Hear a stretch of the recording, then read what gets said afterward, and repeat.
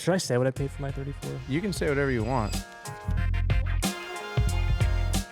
Welcome to the Full Throttle Podcast, where we talk cars, chaos, and life choices made at 100 miles an hour.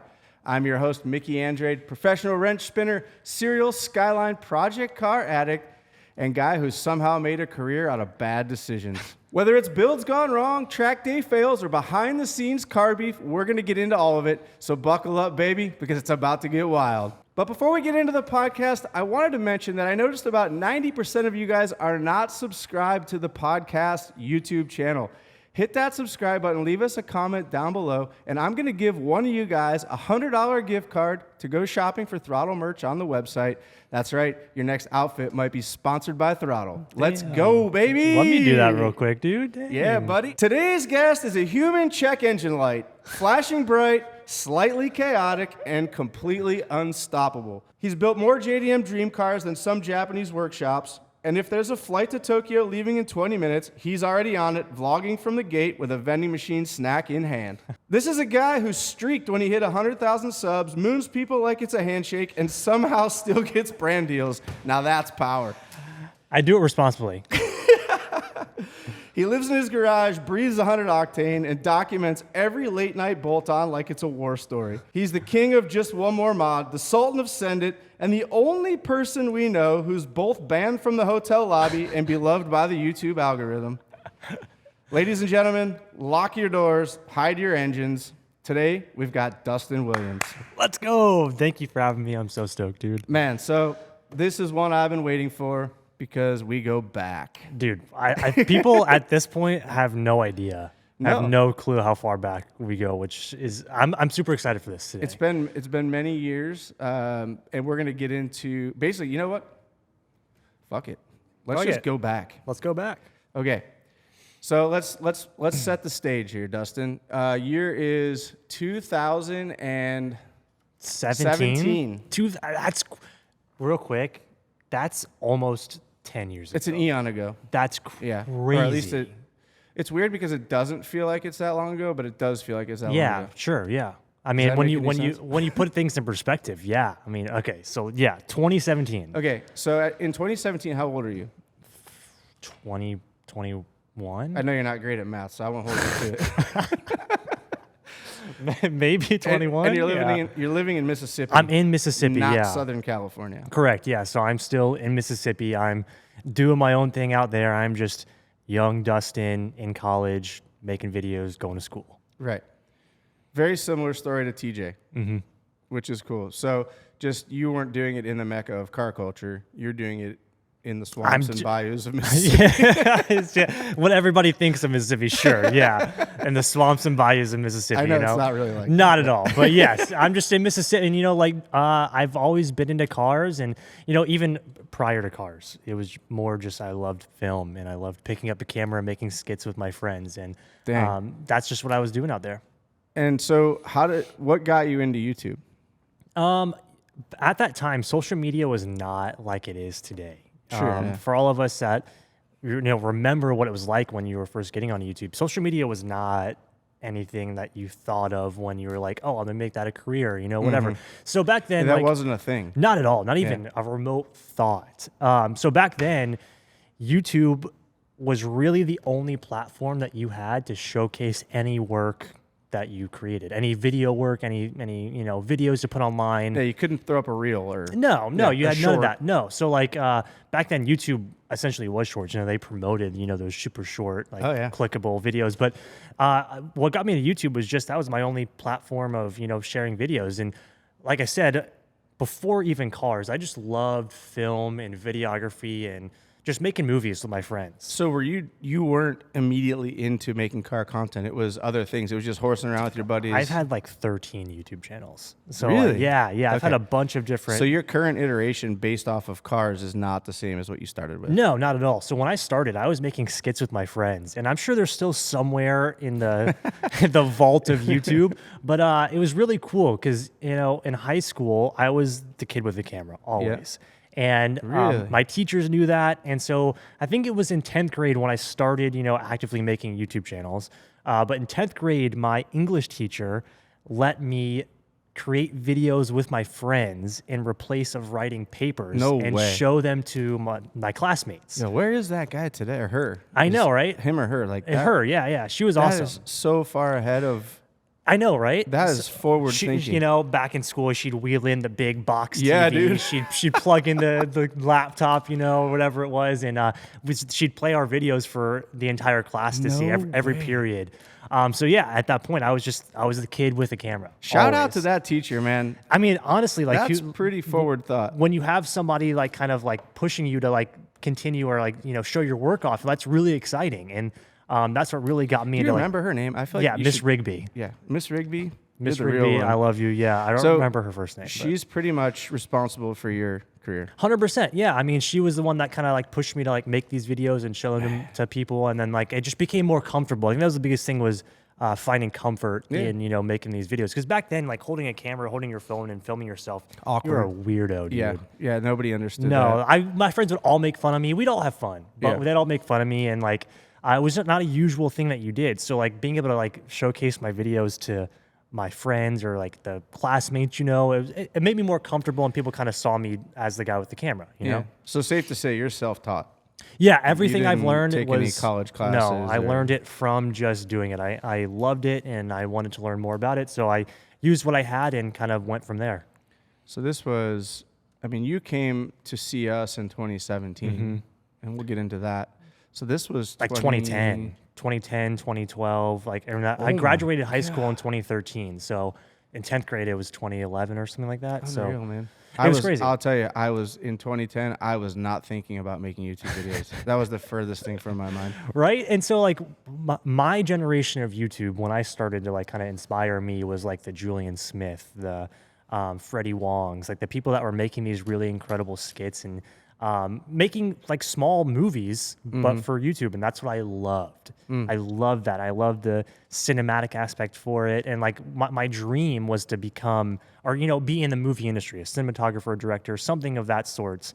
And, you know, when I got my first car, it was right when Tokyo Drift was coming out as well. So I mean, as cliche as it is, like that was my era of Fast and Furious, was Tokyo Drift.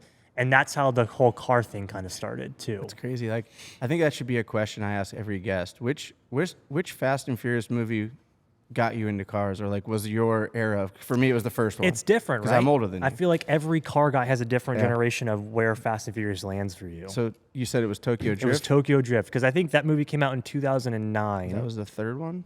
That was the third one. So I think it was 2009 maybe. I might be wrong, but that's like right when I was taking my driver permit and getting ready to drive and stuff. And so, you know, you watch that, and I've been into cars because of my dad, but you watch that and you're like, man, Japan, you know? So now all the light bulbs are starting to go on over here. Right.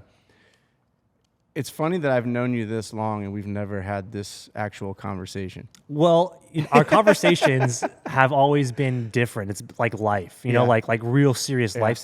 For anybody that doesn't know, the reason why I'm here is... Okay, we'll wait for it. Can we wait for it? Go. Okay. The reason why I'm still here is mostly because of Mickey. Yeah, we had, and we're going to get probably more into this as the podcast goes along. Let's tackle it right now. So let's frame it out and let's tell that story. I think it's really cool. It's a great way to kick this off. So you guys knowing that, you know, I'm here mostly because of what Mickey told me. But back when I was in college and high school, you know, I was doing YouTube filming, and what my other channel became, I had many different channels, but what eventually kind of was consistent for me was cars and being able to film and show what I was doing with cars. So in high school, I got my Honda Civic, and that's when I started to make these videos of the Civic, and I had no clue anything about like... Were you modding it, or were you just doing like cinematic stuff of like park it up and do beauty shots? I was doing both. This is like my steps into learning how to modify a car, what modifying a car means. I had no idea like the car community. I didn't know what that meant until I got my Civic, and I was like, holy crap, people care about these things. Like, that's cool, right? Yep. So I was posting these videos online, and it was right when the 8th or 9th gen Civic just came out. So it was a fresh body style, which is the FG4. Oh my god! Yeah, right. You're young. Yeah. So it was right when that was coming out, And I didn't know generation of cars. I didn't know anything. But I got this car and it was like fresh because it was just when the 9th gen came out and people were interested in seeing it. Little did I know that people would be interested. So I was like filming random things like learning how to drive manual, and I would like talk about my shifting points on like I'm shifting. Like does that still exist? Yeah, it's still. Oh, man. You can categorize my videos by oldest to newest, and my first ever video was a little 3-minute walk around on my new Civic. New to you. New to me. Or was it brand new? It was brand new. It was brand new. Okay. Yeah. Nice. I got it in high school. Dang. It was brand new. And so I was making these random videos and people were starting to notice and like have a conversation with me. In the comment section, I was doing like little stick-on JDM badges and moving up in the tiers, doing a spring install or whatever you could afford at the time. Exactly. And so that's what kind of stuck with me, just because when I went to college, I didn't go to college with a lot of my friends. So the people that I were making videos with, they moved off, went somewhere else, and I went somewhere else. And the thing that was consistent for me was cars. I always had my cars. So I just continued to make videos through that. That's cool. So that was basically how you started in car content. And then, so let's fast forward to your introduction to myself, Rick, Evan, Errol, the Throttle team at that time, which was 2017. I don't remember the backstory. I'm assuming Rick or Evan reached out to you. I wasn't sure. I'm not sure if you were already friends with TJ at that point. No. So I think what happened was it's so crazy. YouTube was becoming bigger and bigger, and this community was starting. Me and Danny Courtney became friends because we were both into cars and we were both into lifting, and we would comment on each other's videos every so often. No way. Yes. So Danny was our first editor, and he edited our first few. Right. Okay. This is all starting to line up now. Okay. Yep. So I ended up having an opportunity to come out here for the first time ever, just little Dustin coming out to California for Tanner Fox. This is a crazy web. Okay, it really is, because I didn't even know this. It's wild how the internet works, and one thing I want to just say to everybody watching is take the opportunities, because if I didn't have, if these opportunities came to me and I was too afraid to take the leap or take advantage of that opportunity and say yes, who knows where I would be. Yeah, but it's a totally different path. Yeah, this was very young, 18-year-old Dustin gets a comment from Tanner Fox saying, "Hey, I love your videos." And this is at the point where he broke his leg and he couldn't drive his car, his GTR. Okay. He found one of my GTR videos I made at Cars and Coffee in Mississippi. He was like, "Hey, I love your videos." And he messaged me. He was like, "Hey, I really want you to do a car reveal of my GTR getting wrapped." And I was so like, that was when they made it green or whatever? Yeah. And I was like, there's no way this is real. Because at this point, I had kind of made that transition from just working on my car to integrating like the cinematic stuff that I did with my friends into cars. And I was making cinematic YouTube videos, cinematic car videos for myself and other people. And I had this collection of cinematics on cars, because I would, let me take a step back real fast to give you some context.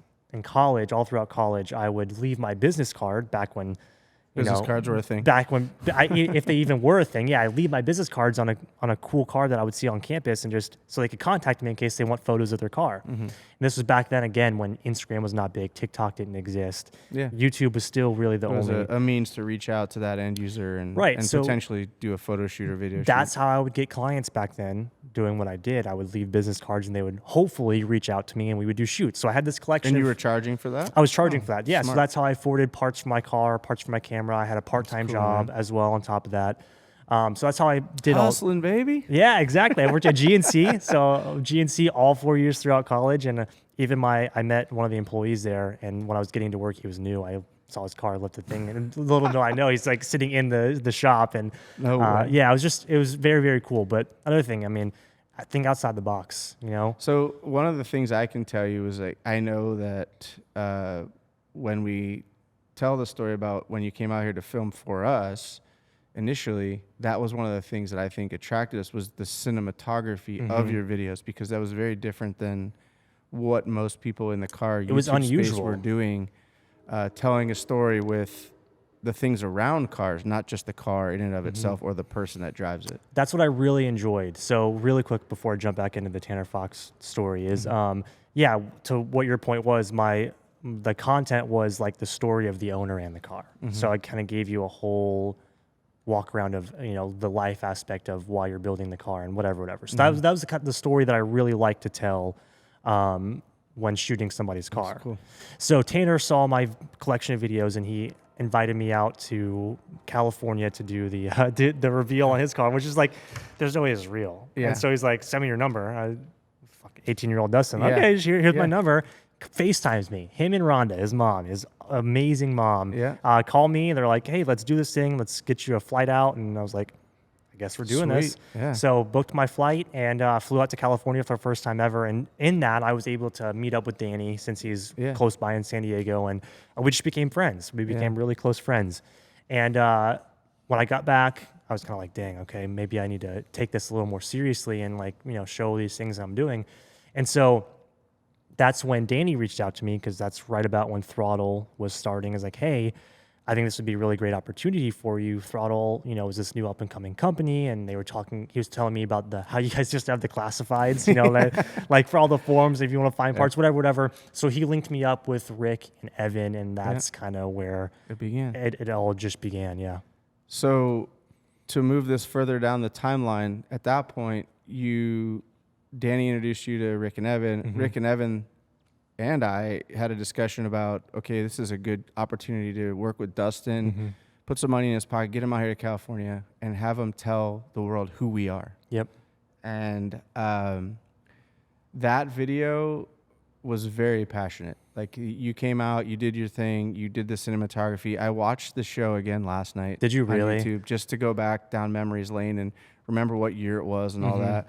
And man, I got goosebumps just in the first 20 seconds watching that guy warm up to go surfing. And like, this wasn't your traditional car video. It was very different. Very cinematic. And like I told you, it told the story of the people around these cars and the people around the business. Yeah. Why we do what we do and how we tick. And that was, I think you hit the nail on the head with that video. And it was sort of the springboard that we needed to sort of get our name out there and prove that we weren't just some schmucks that just started this startup company. We were actually car enthusiasts. For context, anybody watching, this is Throttle at that point after the whole Tanner Fox thing, came back home, we continued talks, and they had me out to create a documentary to talk about what Throttle is and to kind of showcase what they were doing. So, and if you want to catch it, you can go back into our YouTube channel, scroll all the way to the bottom of the videos playlist, and it's a couple rows up, but it's called Who We Are. And so cool.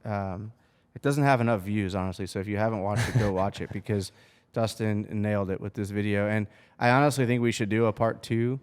We should. And like I've to what you said is why I've gone back, not super recently, but watched that video. I was like, man, I would love to kind of re-up and like with the new skills that I have and, with everything, how you guys have changed dramatically the way Throttle works so many different times, and to see, where you guys are now to where it began is just so crazy, man. Like, it's just telling the story of that would be so cool. Yep. So you come out, you do this video, we put it up on YouTube. At that time, we didn't have a lot of followers, so the viewership was okay. Yep. The video was definitely the best production we ever put out to that point. But where did it go from here?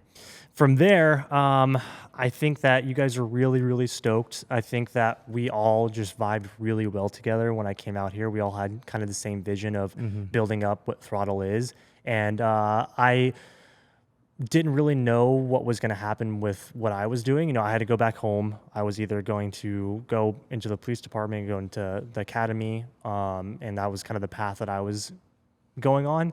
And Throttle actually offered me this part-time job to come out and be your full content creator. That meant filming videos, editing, just everything.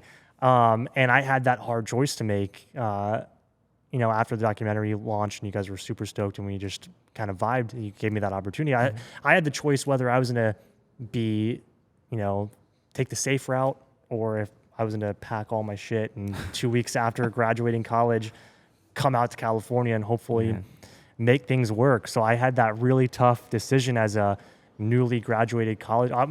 This was right before I was graduating college. Yeah, you were at that point where you had decisions to make. Yes, this was right before graduation, and like this was I missed my final actually to come out and film that video for you guys. I didn't know that. Yeah. Well, maybe I knew that back then, but yeah, my professor was super cool. Dr. Shear, he allowed that to happen for me. He's like, this is an opportunity. Yeah, for you I had to go. really great class or grade in his class. I was like, this is like this could be it, because he also knew my whole history with. I made a crazy story here as well. During my opportunity or during my time in college, everybody still knew I was the kid with the camera. He linked me up with a local police department. I made their academy video. No way. Yeah, so it's like people That's still cool. knew that like I was the guy with the camera. And when I had this talk with him, like, hey, like this could be a really great opportunity for me. He understood that, and he kind of let me do that. Mississippi, keep taking care of your teachers. They're Opportunities, doing the right man. things, man. Like, Opportunities. I feel like in Ohio, I had the same support system from our teachers and superiors that I went to school with, or were in the school that I went to, even through college. I don't know that that's the same today. I don't know. Maybe it is, but It was so taboo back then, like being this kid with a camera and being able to do these different things. I just think that it was very unique back then, and like I think people could see the passion that I had for it. A really great produced like academy or police department video had, and at least in our area, never been done. So for him to see that I did this work and like the police department used it everywhere, commercials, pages, everything, recruitment, which like that was really special to me. Like that was like my first big piece of work ever. And it's outside the car space. And it's outside, and I think because I took that opportunity up that he gave me, he kind of saw that I was passionate about this, and wasn't just he's gonna go dick around and make a video in California. He let you be, and fly birdie fly. And again, another one that's like, who would know if like I didn't have that opportunity. And so you came out here, you did the video, you go back, you take your final, and now you're like, okay, I need to make a decision. Yeah. Did you come back out here? I can't remember. I came back one more time to visit Danny? To visit Danny. I was out here. I think it was a car meet. It was a car meet. Oh. It was a YouTuber car meet. If you remember what I'm talking about there. I do now that you mention it. Yeah, we won't go into that. But so everybody was there. It was really, really cool. And I came out to visit Danny and stay with Danny and really have a conversation, because I couldn't afford a place out in California. Like I had no idea. So like I was really in talks, and Danny, being who Danny is and his incredible family, offered me to live with him at his house and stay, on his couch with him. How long was this for? They said I could stay for 6 months. Oh, wow. Yes, it was 6 months. Holy crap. Yeah. So I had that opportunity to come out here, and that's so nice of them. Yeah. And that's when we had that conversation with you. Danny was taking me to the beach because I had never seen the Pacific Ocean. And we met at the Cup in Oceanside. Yep. I remember that. I remember this like it was yesterday. I really, because, Mickey was the one that I was around probably the most out of the Throttle crew at that time, because we were making those videos, and like you were kind of that you lived in Oceanside. And so I spent a lot of time with you driving me around, and I was really, what introduced me to California was Oceanside and having you there. And so when we met up, I had this conversation with Mickey, and it was to tell him my worries and like where I was at. Like, do I take this risk of like, I have no money. I have no money. I'm a broke college kid. Yeah. And you've been out here for a while. I've been out here for a while, yeah. And I also had this opportunity to go and like have a job, like have a safe, secure job. If I recall, when we were sitting there having a cup of coffee and talking, you were saying that somebody at your gym who owned a local, was it a contractors company or it was construction company or something? Yeah, it was like a communications. Oh, communications. Yes. He wanted you to create video content for his communications Exactly. company. And like this was like a sweet, safe, secure thing, doing what I loved, which was the film. Salary. I think he had already even thrown you a number. Yeah, throw me a number. Yeah, which. And at that point, being a broke kid, anything sounds good, right? Yeah, exactly. I was like, oh, I'm stoked. Like, I can get something right out. Yeah. Or I had this opportunity where I leave all my family, my friends, everything that I know to move to a completely different place in somebody else's house to risk it with somebody else and, this team of people that So you weren't at Danny's house for 6 months at that point? No, this is was before. just a visit. This is before that everything. was a visit, and they offered you to come back and stay. Correct, yes. And then we sat down at the coffee shop, and you presented to me that, hey, I got this opportunity back in Mississippi. What do I do? Because you guys had offered me the job, and I was still thinking about it. Then I had this other job presented to me in Mississippi, and when I came and visit, we had this. This is really like my final talk to like, am I coming out or not? You know. And I talked to Mickey, and Mickey's advice to me. Do you remember what it was?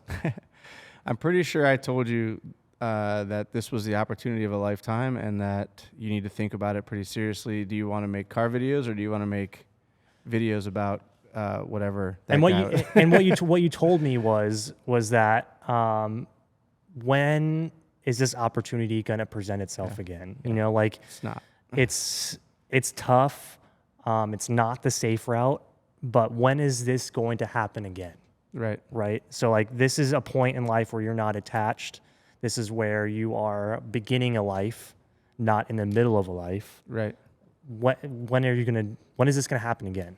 You know? Yeah, it's one of those things where you really have to sit back, and you can't just take the comfort route all the time. As much as that is nice and easy, and you don't have to put a lot of thought into it, and you don't have to stress and worry. The opportunities like that are few and far between. Absolutely. And so that's what really put things into perspective for me. So, you know, we finish everything, you know, we talk about, you know, what this looks like and everything. And I go back home, and at that point I've kind of made the decision. Did you already know? Let's try this out. Yeah. And I was like, let's do this. Let's try it out. So I remember when you called me to tell me you were going to do it, and I was like, whoa. Yep. Where are you going to stay? Oh, Danny. I'm going to stay at Danny's for a while. Okay. And you're just going to figure it out. And so in my head, I was like, man, if this, like, which was so stupid. I was like, 2 weeks. I'm going to give myself 2 weeks. I'm not comfortable in 2 weeks. we're going to go back home. So that's what I was telling myself. Danny actually flew to Mississippi with me and made the road trip after I graduated college. What was this, like 2 weeks after I graduated college or something? Danny flew out with me. We loaded all my stuff in my WRX, and we drove out to California together. All my stuff in my WRX. Everything I owned. Every possession. Was in my WRX going to Danny's house. That's impressive. And as soon as I got there, I don't know what happened, but it was just like everything I had worked for led me to that point, and I was hustling. It was time. It was I was game. So you guys had me for part-time work to do these edits and to film with you guys. Because you guys did that, it allowed me to also find work myself. And I had contacts from when I worked with Tanner at SD Wrap. So I reached out to SD Wrap, and I was like, hey, you guys need somebody to shoot, you know, all the cars that you wrap. I can, you know, make it from this time to this time in the morning or in the afternoon. Let me know. And that's what started another account for me to make videos. And so take the leap, work hard, and things. Yeah, I mean, just it's like out. The biggest takeaway from that is like the hustle and the grind for something that you're passionate about. I mean, like I had $0. I had no money coming out here. And so I needed a way to be able to stay out here and just make things work. And my way of doing that was finding work. It's a scary feeling. When I made the jump out here in 2003, it was the same. I got a little bit of a cash advance from my grandparents that they gave my other siblings when they bought a home. Yep. It was like, here's a little bit of money for the down payment when you buy a house. Well, they said, well, we'll give you that money, but when you go to buy a house, right? Sorry, just then, that's what you get. And it was a very generous gift from them, but it wasn't very much money, right? Honestly, in the grand scheme of things. And basically 2/3 of it was taken up by my first month's and security deposit. So I was literally out here on like $1,000 in my bank account. And young Dustin, you know, I had no idea what the world looks like. Right. You know, I'm just in Mississippi. These apartments are, you know, easy and like what is affordable back then. And you come out here and you're like, dude, I'm just starting to remember your first apartment. Oh my God. After Danny's house. When you moved off of Danny's couch. I think Courtney found it. Courtney did find it. This was maybe like 3 months in. I feel like it was a pretty short amount of time when I was. It was pretty quick. Yeah, I was like, I didn't want to extend the 6 months, right? So like, I wanted to get here and I wanted to make things happen, and that's when we started the search when I moved out here, just so I had an idea of things. And yes, my first apartment ever moving here it was 2 of these tables. It's tiny. Yeah, literally, two people in there was a lot. Mickey helped me move in, and I remember just trying to get that couch you bought. We never took it out. It wouldn't come out. No way. It did not come out. We wedged that thing through the door frame. Guys, I mean, this place was probably really 700 square feet. I couldn't close. Yeah, maybe if that. I couldn't close the shower door because I did not fit into the shower. He's not lying. I'm not lying. It was the crappiest, cruddiest apartment, but I loved it. You were a block and a half from the beach. So back to which was cool. Talking about Oceanside, and my first encounter with California was really Oceanside. When I saw Oceanside, I was like, this is what I had always pictured California to be. Like kind of a grimy beach town. Exactly. Yeah. Palm trees. It was a little grimy, but it felt totally California. I knew that was where I wanted to be. If I was going to move to California, I wanted to be there. If you've ever seen the show Animal Kingdom on Netflix, I've never seen it. That's Oceanside. Oh, is it really? The whole thing. Well, the majority of that is filmed in Oceanside. So if you want to get a sense of what that's like, just watch that. It's sick. Yeah. So I was super stoked. I mean, it was literally the coolest bachelor pad of all time. For a single dude, I would say. And for a single dude, it was just like I was a block from the beach. We had all the grimy bars. You were a block from Firewater. I'm sorry about that. Don't be sorry. This is some of the best memories I have here, dude. That's so great. How many fights did we almost get in there? Do you remember that? Yes. Yeah. So I have some of the best memories from that crappy old place. But I mean, that's what allowed me to do what I do. You know, you had to live through that and experience that. And to hustle and drive more. It's funny. I was talking to my mom about this actually. I talk to her every day, but I was talking to her about this specifically, just out of a memory that I had. And I was like, I wish I documented more of that when I was in that crappy apartment. But I was at the same time, I had 17 other jobs I was working to make sure I could even live in that crappy old apartment. You know, so like. Do you remember what that cost a month for rent? $1,600. And that was just the apartment. Didn't include my trash fee or electricity and all that. So you're $1,800 probably all in a month for 700 square feet. For someone who did not have that much money to be spending. So that was like my entire check. I'm actually shocked you were able to get the place. Yeah, I remember talking to myself like I can't go out to eat right now because I have $90 in my bank account. Yeah. You know, I remember vividly one of the scariest and like life perspective moments I had was was really new into getting ads for my YouTube channel. Oh yeah. And I was going to Las Vegas with a company, and they had put me. It was for the drag races. Oh yeah. And they had put me in a hotel, and I didn't have enough money to pay the deposit. Yeah, I've been there before. And like, what do you do at that point? It's a terrible feeling because it's embarrassing. Mm-hmm. You're supposed to be a professional. You're showing up to do a job, and you have to tell them, I don't have the money. Can you guys put a card down or something? Yeah, because I didn't have the money. I think it was like $150 or something to put down on a deposit on a room, and I didn't have it. And I was like, what the fuck am I doing, dude? What am I doing? But you just have to know. Fake it till you make it, baby. I mean, honestly, yeah. Like, and of course, doing that ad helped propel me to do the next thing and the next thing and and it all just piles up. But you have to fight through that and have those times in order to get to this point, right? Yeah.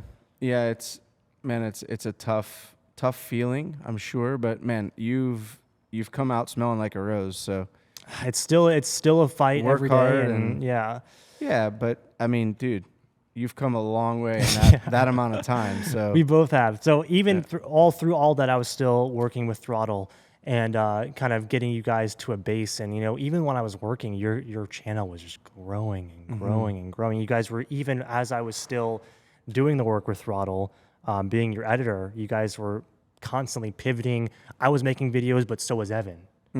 So we had this dynamic where Evan was cadence, was making maybe more of a vlog style, whereas you and I would sit down and we would make these more cinematic videos. I remember sitting with you and Courtney and making videos on each of your cars and kind of coming up with different ideas and taking photos. And I came across those last night as well. It's so crazy, dude. In the alley behind my old house. Oh, my God. The memories, dude. I also found an epic picture of me just covered in fiberglass dust, cutting the fenders on your WRX in the alley. I remember that, dude. With a Harbor Freight grinder. And that's one thing that I always enjoyed about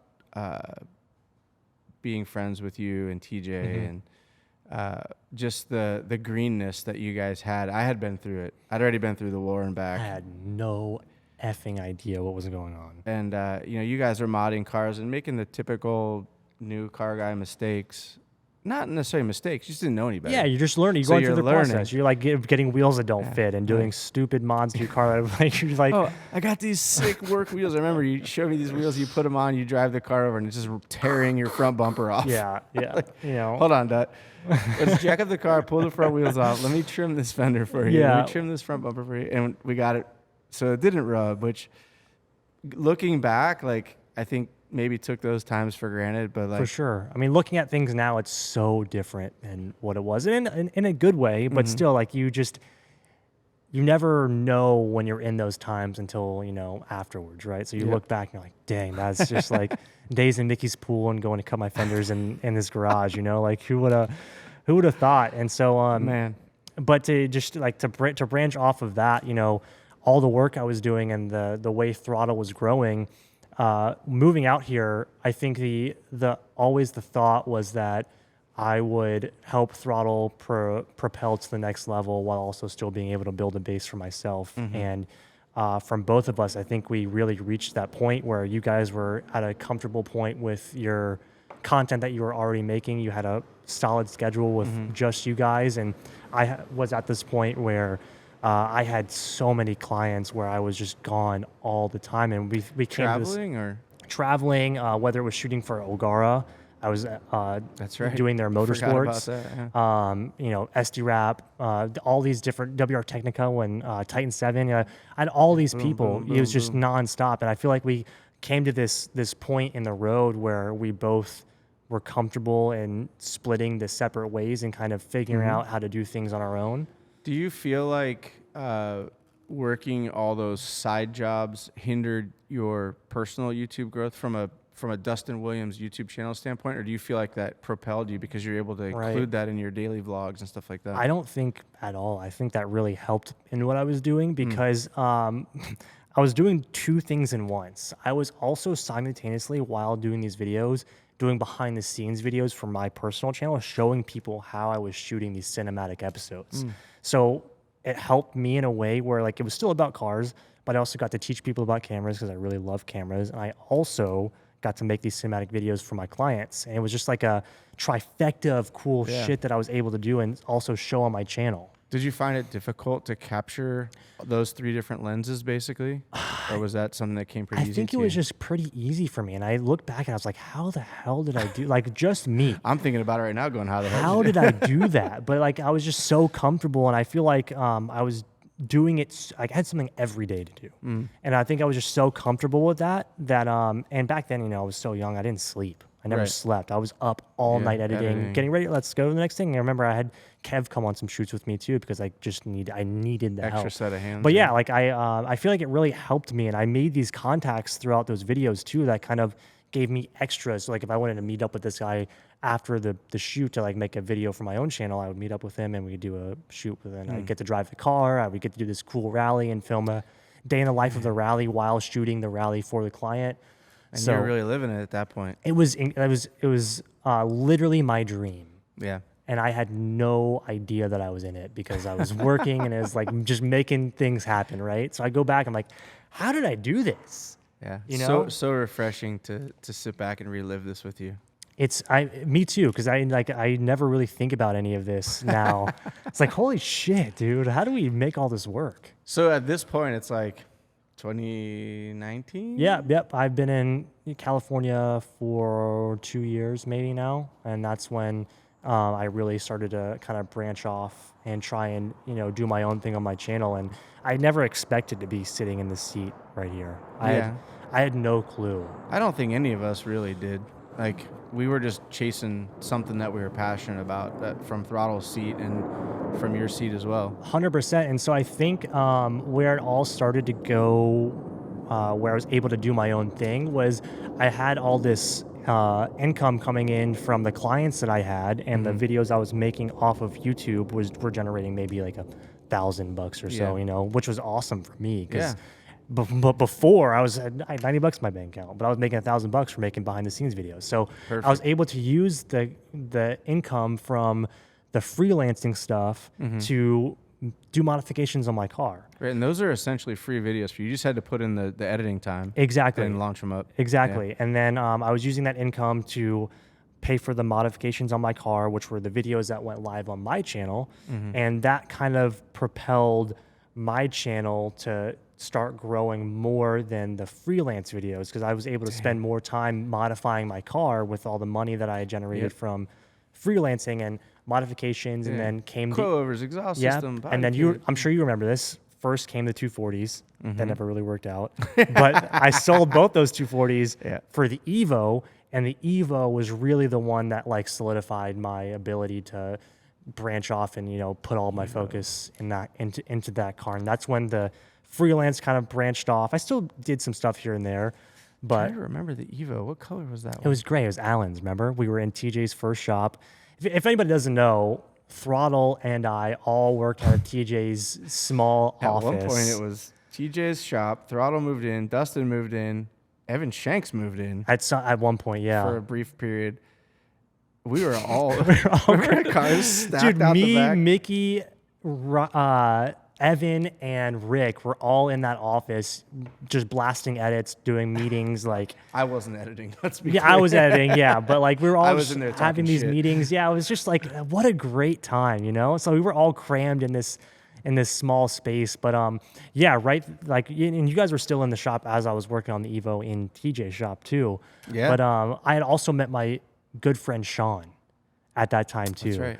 And I was kind of able to leave having to work in the craziness of TJ's shop to now working with Sean in his garage. Yeah.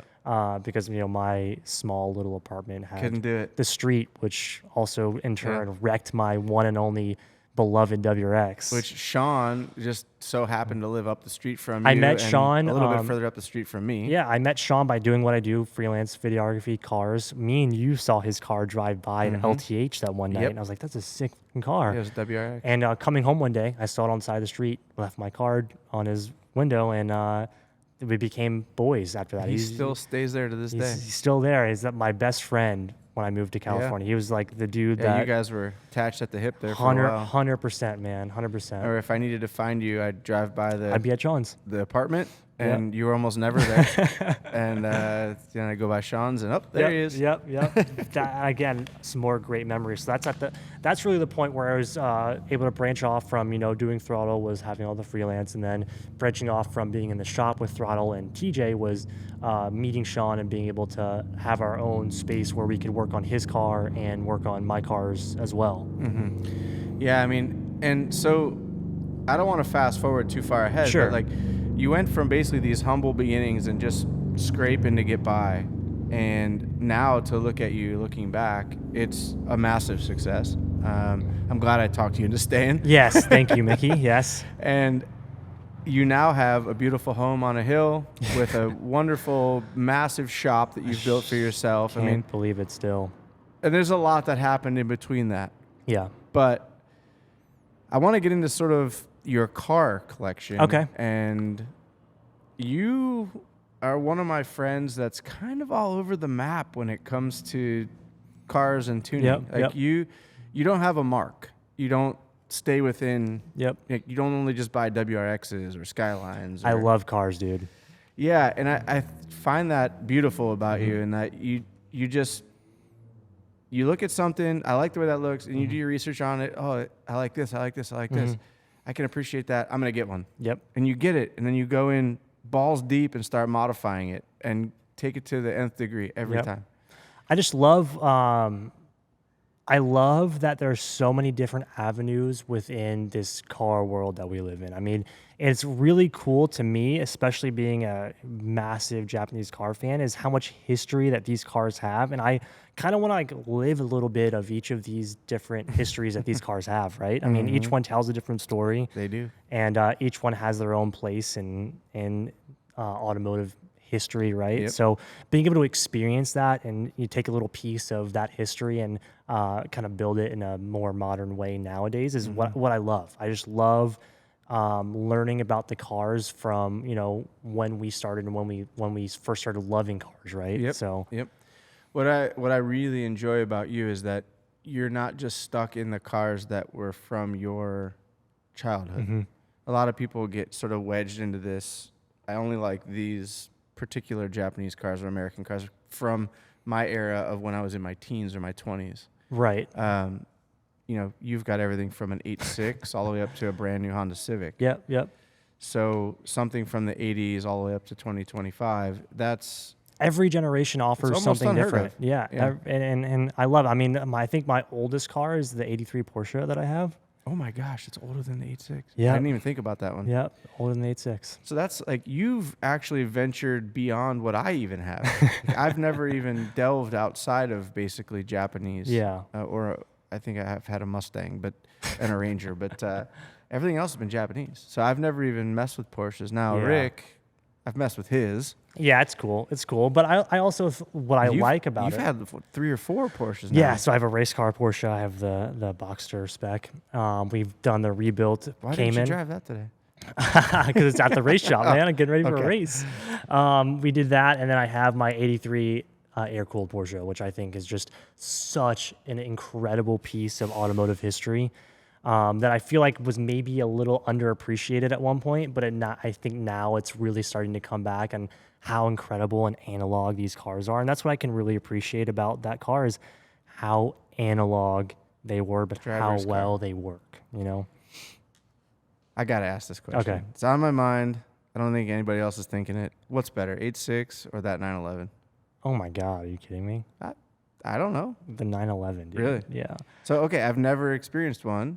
It's completely... I've experienced an 8.6. It's completely different experiences, but really? to have... But I would say they're both driver's cars. They're both driver's cars, but 1-to-1, the Porsche is going to win every day. The robustness, the sound of the engine behind you, the way it drives. So it's not just the feel. It's everything. It's everything. But not to say the 8.6 isn't the same, because the 8.6 is phenomenal car. That's why so are known to be clunky, rattly. It's it's an old Toyota. Yeah. It's a fun car. I mean, Porsches feel very sound. Firm. It's like that is a driver's car. Porsche made that car to do that. I'm not really sure Toyota made the 8.6 They did not. be that. Yeah. 100%. Yeah. So I think that's probably where the discrepancy is there. Yeah. Porsche knew that was just a driver's car. It was a motorsports car versus someone's grocery getter. Yeah.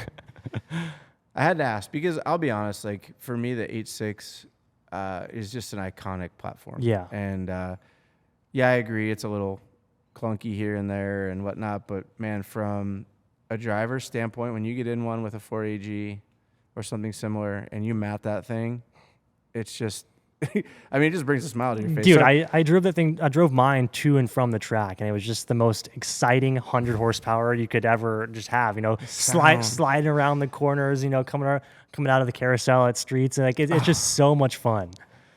Man, someday I'll have another one. Someday. Yeah. But man, I think I'm gonna have to come by and take your Porsche around the block. You should. I've never, other than Rick's, which his are all kind of hot rods, so to speak, like turbocharged NA ones. They were NA from the factory. He's turbocharged them. They're all kind of Frankenstein, so to speak. So to experience one that's in its true form. Mine is a true drive, 270,000 plus miles, 3.0, just as is.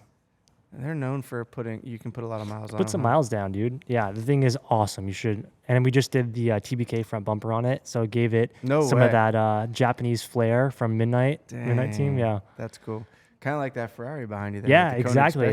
Yeah, it's very, very cool. And that's what I love also. I think in the video I kind of explained I love being able to put two pieces of history together. You know, one of Porsche's greatest history of cars in that era, and then also a really important piece of Japanese history, having the Midnight Racing Team. And this was a shop that a lot of them went to have worked on other cars, to have the kits fitted.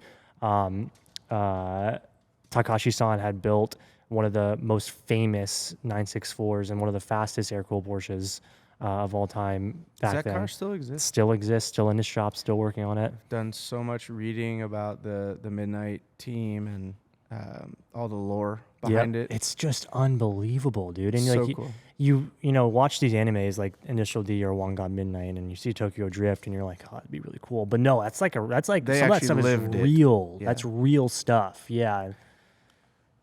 Yeah, I think the only person that I've actually met that was part of that crew was Tamura. And he's got some stories. Yep. But I think they probably hold back a lot of the stories. It's a very private crew. Nowadays, it's not so much streets. It's now track driving. So a lot of the midnight team are now, racing on the track. But they used to shred the Wangan. They were on the Wangan C1 loop, and they were very, very, very crazy out there. But I think one of their big mottos was to always be safe. And if you were seen not being safe, you're immediately removed from the club. Disbanded. Exactly. And they would do this at the wee hours of the morning. Oh yeah, I mean 2, 3 a.m. when no one's less traffic, and they would blast. And it was just the coolest stories ever.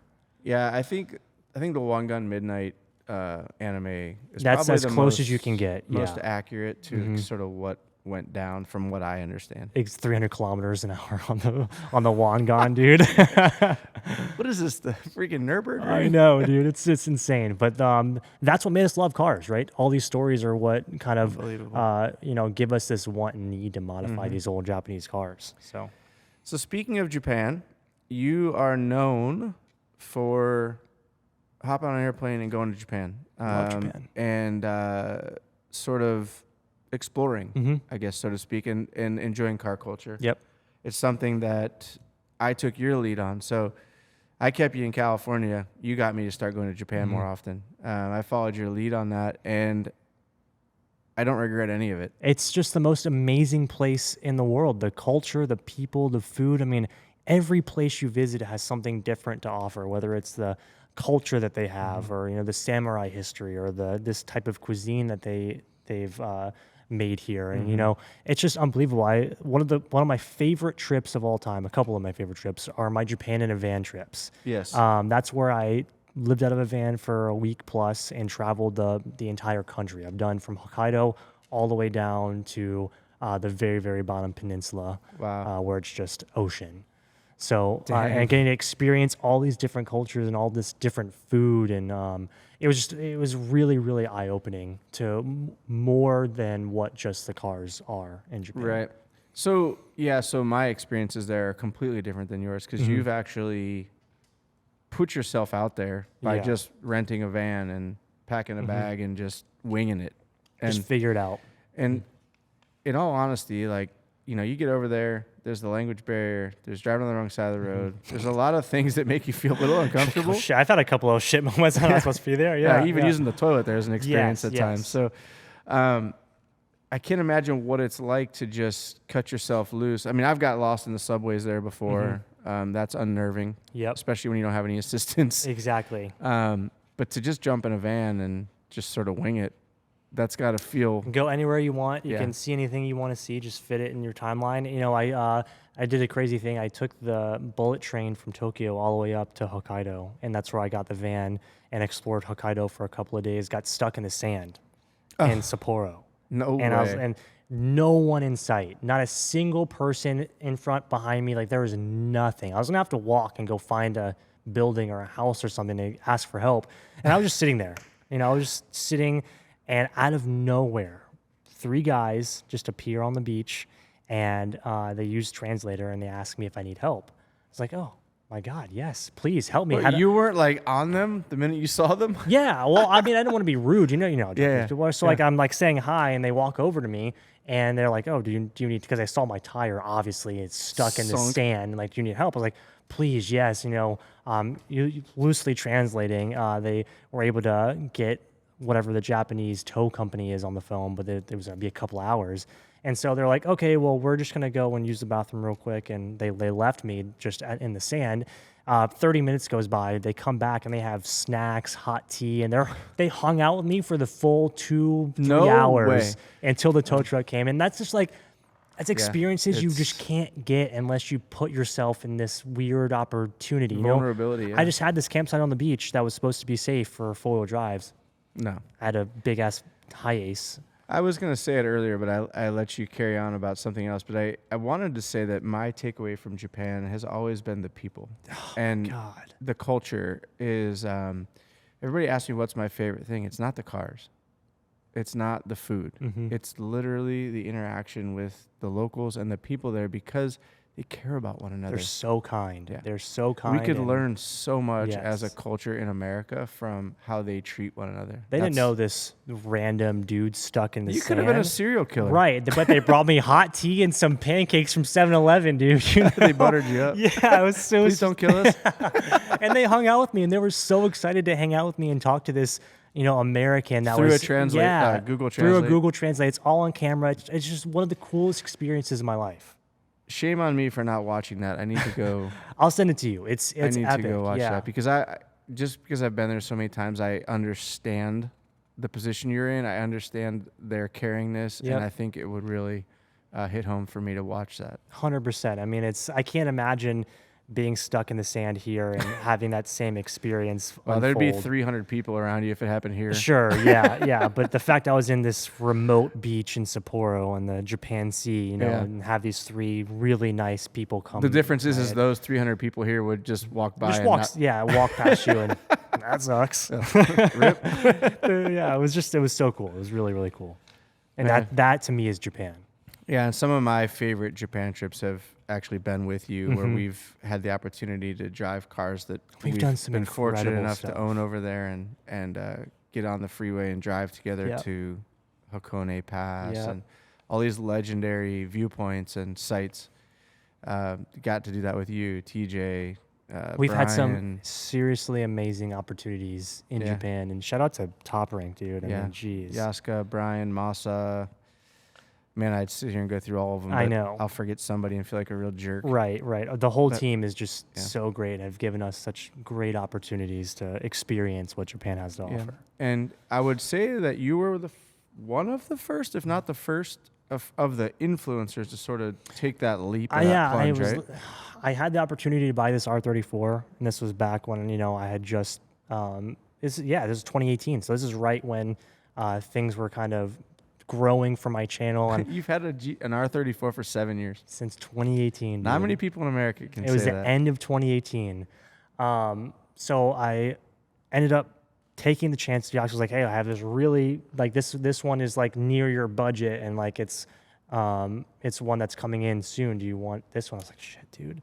How am I going to make this I was happen? talking to Tiana, talking to Jessica. I was like, I'm going to pay this amount of money for a car I'm not going to see for 5 years, and they thought I was so stupid. It's like, but I love Japan. Like, this is, when am I going to make an opportunity? Yeah. And this goes back to what I said at the very beginning of the podcast. If you have the opportunity, say yes. Like, take these different opportunities, figure it out, man. And I was like, I'm just going to do it. I did it. So I went to the Oscar. I was like, let's go. Let's do it. And I bought this car, and that was like kind of the first time anybody had really bought a car in a different country.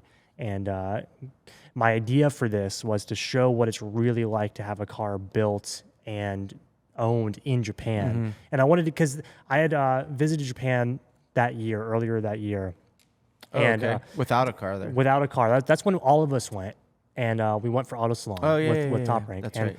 Yep. I fell in love with Japan. See, I thought you had the car already by then. Mm-mm. Okay. Nope. Maybe this was the year after when you guys came. Yeah. When I went, so. I was by myself. Yeah.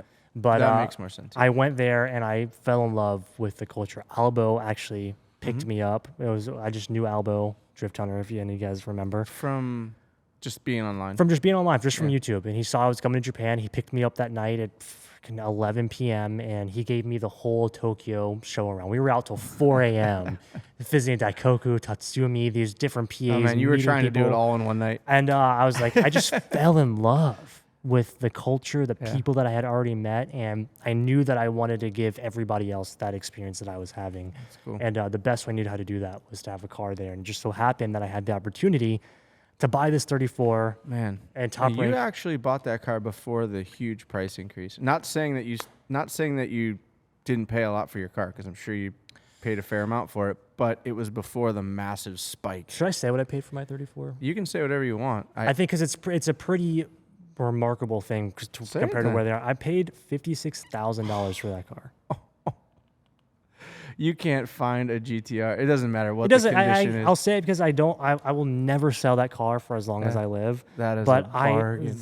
But back then, that was the most expensive car I've ever bought for a car from the 90s that I would not see for 5 years plus. Insane. You're a visionary. So, for instance, recently, maybe 3 months ago, there was a Bayside Blue R34 GTR that crashed, totaled, wrapped around a telephone pole. It went to auction, and it sold to someone in Taiwan for $60,000. Totaled. The thing was buckled in half, roof caved in.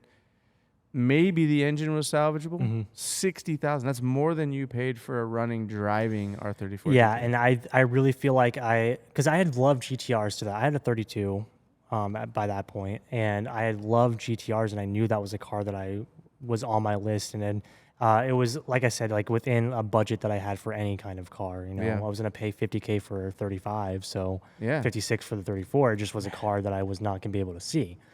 So you had the forethought to make an opportunity out of having that car in Japan where you could travel there, make vlogs. Exactly. Content. And, I made sure with Top Rank that my idea would work, and they were able to figure out the whole rental car situation and make sure that I could drive this car in Japan. And my content creator brain was like, okay, in order to buy this car, I have to also make this car work for what I'm doing in the business. And that's where that idea of showing people, what it's like to have a car built and owned in Japan and give them this experience that I loved and that like got me into cars in the first place, to show them that this is real.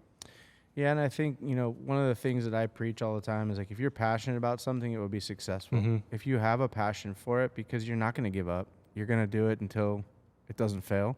And so the thing is you did that. You bought this car. You didn't know how you were going to do anything with it, but you figured out a plan to make it make sense. Spent the money, and now thankfully Top Rank was cool. And thankfully, I mean, there's help along the way, of course, but I mean, like you said, I mean, when you're passionate about something, nothing is going to get in your way of making it happen. So I'm just really, really lucky and fortunate that I hit it before that huge jump, because who knows if I would own an R34 GTR if I waited a year. Yeah, I mean, you can't really get one for under $100,000 anymore. So kind of crazy, man. So I've already mentioned basically that you've kind of gone all over the place with builds. Like you kind of don't discriminate, which is awesome. And I admire that about you. But you do have a lot of skylines. So you have a 32, a 33, a 34, and a 35. Correct, yes. What's your favorite? 30. Okay, so there's different purposes for all the different generations, right? Yes. I think that from a pure car, like if I had to go by feeling of a car, the 32 is my favorite. If that is the most raw, and to me that is what a GTR is the R32. It's comfortable enough, but that gives you the most raw feeling out of a GTR car. As far as personal attachment to cars, the 34 by far is my, because of the memories. Because of the memories, because of all the things that we have been able to do with that car. There's a bond that I have with that car. That I don't think I didn't get to do with the 32. And any of my cars, really. Like that car to me is the car that really, I think, put what I do on the map, And my channel was growing before that car, but I feel like I really got to show every aspect of what I do in the 34 series, from cinematics to showing daily life to showing building a car that I really love. I get to show every piece of what I love in that series with that car. So sorry, R33 fanboys, once again. The 33 is good. I love it. I love my 33, but I'll tell you that I agree with you 100%. The 32, I call the 32 the 8.6 of Skylines. It's the most nimble and light on its feet. 33 is a great car, but the 34 trumps it in every way. But they honestly, if you close your eyes, they feel pretty similar. I'm not saying that the 34 is a great feeling car. Aesthetically, the 34 is better. I feel like that's the pinnacle for every car guy. When you see a 34, that is like the... And I don't know. It probably does have a little bit to do with Fast and Furious, because it was the hero of that movie. But I feel like the aesthetics of the 34 really check the box for every car. 33 is pretty soft. Yeah. They almost Maxima style. Sure. Yeah, exactly. I don't mean that in a derogatory way. It just it is. Yeah. Yeah. It's more mundane.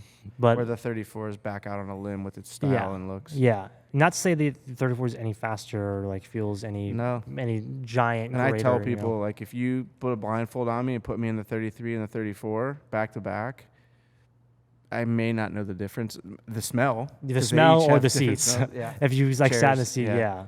But from a driving perspective, they're very similar. Yeah. So you just picked up an NSX project. Oh God, yeah. That's a car that we've had one here. Me being, my first car was also a Honda Civic in high school. Funny enough, Bucky Lassick, he was on our last podcast, was also his first car. No way. So it seems an NSX? No, a Civic. Civic, okay. Sorry. So what I was getting at was basically a Honda roots. Oh, yeah, we're all Civic boys. Just from starting out there, right? And they're so easy to work on. Has the NSX been as enjoyable as your first Honda Civic? And is it harder to work on? I wish I could tell you because I never even got to drive the damn thing. Oh, really? But from the little... I saw you take delivery of it, but you never got to drive it? I did. I got to drive it home. Okay. Drove it home. And Was it a basket case or what? No, I mean, it wasn't until it was. Oh, and we'll get into it. But the drive home was fantastic. It was my first time ever driving one. I've never driven an NSX.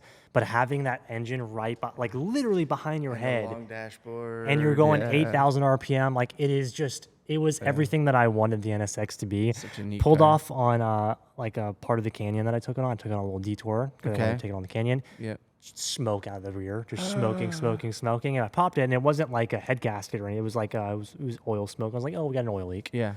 Which is common, I guess. Was it leaking on the header or what? Yeah, it was leaking onto the header, though. Valve covers were leaking onto the header, what we thought. And so anyways, we had this entire plan to build the car anyways. I wanted to do a full restoration on it. So not the end of the world, but not what you were expecting. Exactly, yeah. So we get it to the shop, and we start building it, and like it is surprisingly easy to work on. Yeah. But that's because we pulled the engine. Well, with the engine in the back, what I found odd about ours is we never actually had the engine out, and it was a little difficult to do things in the engine room because of where it's at, and you're kind of like, we had a black car, so you're constantly leaning over it, and like, you don't want to scratch it, but engine out is the way to go. It's the way to go, but it surprisingly wasn't that bad to get the engine out. Tim and I did it super easy. Just dropped right out of the we dropped the subframe and everything, took it right Similar out. to the Ferrari. Yeah. So it was super easy. And then upon taking the engine apart, doing some routine engine out maintenance, we found that our head was severely scored and our cam journal was just grinding. So that's where the oil was coming from. Oil was from everywhere, really. It was just leaking everywhere. I feel like this car sat for a super, super long period of time. Yeah. It seems to me like it has water damage. The windows are probably left down, so the carpet's all white and crusty. The seats are crumbling apart. The leather. So it was a car that Top Rank bought from auction, and they got bamboozled.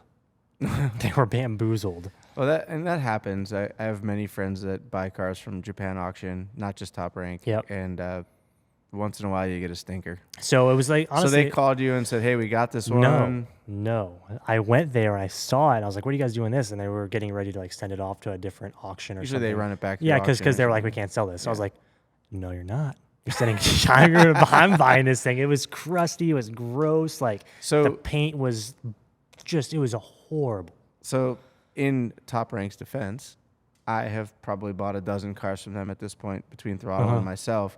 And every one of them we've picked up from their office in Cypress and drove an hour and a half south on the 5 freeway to either my home or here. Not a single problem. Yep. Because they always do service, maintenance, all that stuff.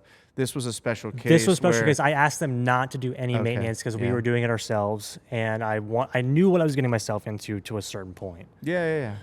So you wanted the project. I wanted the project. I knew that I wanted to, restore this NSX. So we got it, and I was totally fine with it. And when we figured this out, we're like, holy shit, this is going to be a lot more than what we bargained for, which is in turn giving us our first ever engine build. So your first ever engine build that you're doing in-house? In-house. So we've dropped the engine off. You guys did the S30. The C30.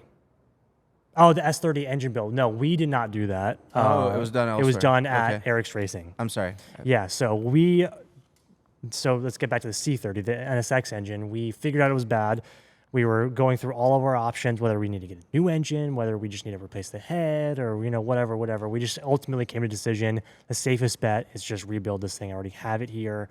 If I'm spending money, let's just do it the right way the first time. Machine the block, build Machine the block, get head, through the head. Yeah, go through the heads. Do the whole. Yeah, heads.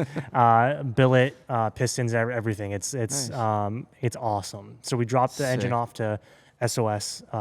Science of Speed. And NSX Masters. Yeah, the NSX Masters, they're machining everything, getting it ready for us. Nice. We're going to pick it up, and we're going to build it ourselves in the shop. So they're not building it. They're basically just getting it prepped for you guys to bring it back to Legends and knock it out. And knock her out, baby. Dude. Yep. So that's huge. A full restoration from body. We got the whole thing painted, ice blasted. No way. Everything. So that's all happening in the meantime? Yep, it's already done. Oh, sick. And then we dropped the suspension. It's all gotten vapor honed. All of the bolts are zinced. Wow. And then we're going to get the engine, put the engine in. We got some fun stuff coming for the engine. And then once the car's off the lift, we can tear down the interior and do the interior. Dang, so this is full build. I mean, I think Tim's CRX was pretty involved. Yeah. I would say that was a full build. Yeah. We didn't build the engine. Right. So. But you guys went through everything else. Everything. So we did an engine swap. It's nothing out of the ordinary for you guys to touch every nut and bolt, kind of go through everything. Yeah, I think this is the furthest we've ever gone, for sure. Yeah. Yeah, I mean, when you're vapor honing and dry ice blasting things, it's a whole other level of... I mean, at this point, that's really what's left to do, right? Like, at this point in YouTube, it's pretty crazy. You got to remember, we also are YouTubers, and this is a full-time business. Yeah. And you got to run it like a business. Yep. So you also... These are all things that I really am passionate about and want to do, but I also have to think about what's the best route for the channel, right? Like what's gonna, and at this point in YouTube, things are crazy, man. I mean, you guys are doing single builds in an entire video, more right? like a TV show. It's 100. It's like reality TV almost. It's crazy. It's so cool. So at this point, that's also thinking about how to intertwine that with the builds that we're doing too. Yeah, it's tough because we always dance on the line of, well, we started by showing people how to do things on cars, right? Or like, and now because you're doing everything in one video, it's just this overview, which I feel like people almost rather see at this point because back when we started, it was so different. We could hit a banger video doing an exhaust install. People wanted to see exhaust, but now if you do an exhaust, you're like, it's gonna fail. What is that? Yeah.